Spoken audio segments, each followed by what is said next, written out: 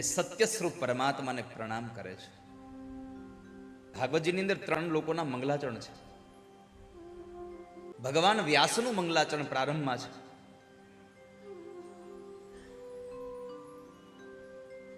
સુખદેવજી મહારાજનું મંગલાચરણ છે અને સુત નામના મહાપુરાણીનું મંગલાચરણ છે. એક ગ્રંથમાં 3 લોકોના મંગલાચરણ. શા માટે? અહીંયા 3 મંગલાચરણ આપી અને એક ભાગવત દ્વારા આપણને સંદેશો આપ્યો છે કે તમારે પણ જીવનમાં 3 અવસ્થામાં મંગલાચરણ કરવું. બાલ્ય અવસ્થા, યુવાની અવસ્થા અને વૃદ્ધાવસ્થા.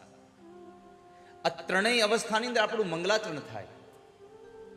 બીજો એક ભાવ છે 3 વખત મંગલાચરણ, એટલે કે દિવસમાં 3 વખત તમારે પરમાત્માને યાદ કરવા અવશ્ય. સવારે ઉઠો ત્યારે ભગવાનને પ્રણામ કરવા, બપોરે ભોજન કરવા બેસો ત્યારે પરમાત્માને વંદન કરવા, અને સાંજે સુવા પડો ત્યારે પ્રભુનો આભાર માની અને તમારી પથારીમાં જવું જોઈએ કે ઠાકોરજી આજનો દિવસ તમે મારો મંગલમય પસાર કર્યો. ભગવાનની સ્તુતિ કરી અને માણસ સૂવો જોઈએ. કારણ કે આમ જોવા જાવ તો એ નિદ્રા પણ એક મૃત્યુ જ છે. આપણને નિંદરમાં ક્યાં કઈ ખબર જ હોય છે કે શું થયું શું નહીં.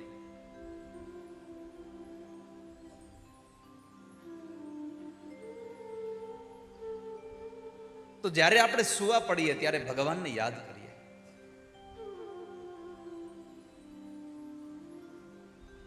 સવારમાં ઉઠતાની સાથે પ્રભુને યાદ કરીએ.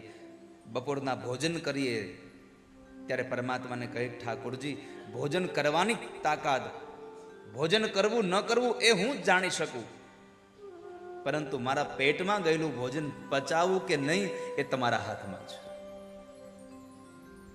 માટે હું આપનો આભાર વ્યક્ત કરું, તમને પ્રાર્થના કરું છું.